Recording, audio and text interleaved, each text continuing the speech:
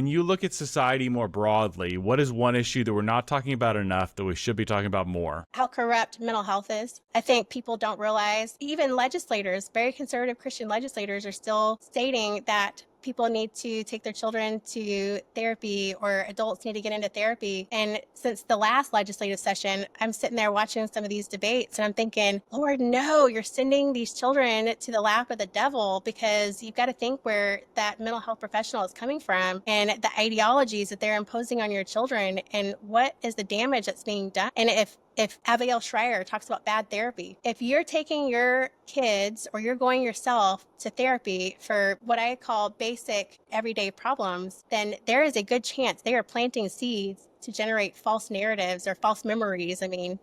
Creating problems where problems didn't exist. Those are the people that need to be referred out to go talk to their pastor or get into a group where there's going to be some healthy dialogue for them to heal. But we need to be talking about how corrupt mental health is. I love that answer. And, I think it's right over there, Abigail Shrier's Bad Therapy. I loved the book. One thing I think she missed, though, is there's also such a thing as good therapy. There's people like you out there. But what I think is really difficult for me is I'll hear people say, you should go see a therapist. And it's like, a therapist doesn't really mean much. I could be seeing someone like you who's, using a combination of CBT and biblical principles, and you have like love and competence and you have a lot of experience. Or it could be someone who, is encouraging your child to transition and they're using healing crystals. Like, you have no clue what you're getting if you see a therapist. That's right.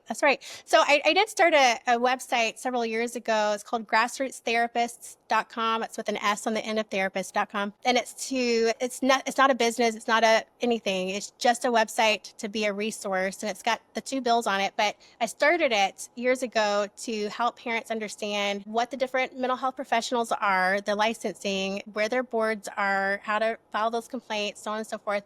But also to ask them questions about their basic approaches. Because if I'm taking my greatest blessing, my children, that God has put on loan to me to see somebody, and they're going to corrupt my child, I'm coming after you.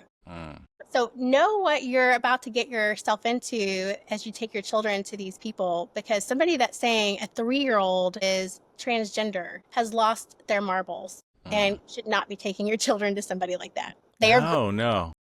Taking your children to have so much dysfunction and trauma throughout their lives, and you need to run like your hair is on fire. Yes. Yeah. I feel like a lot of these therapists need more help than their clients do. Amen.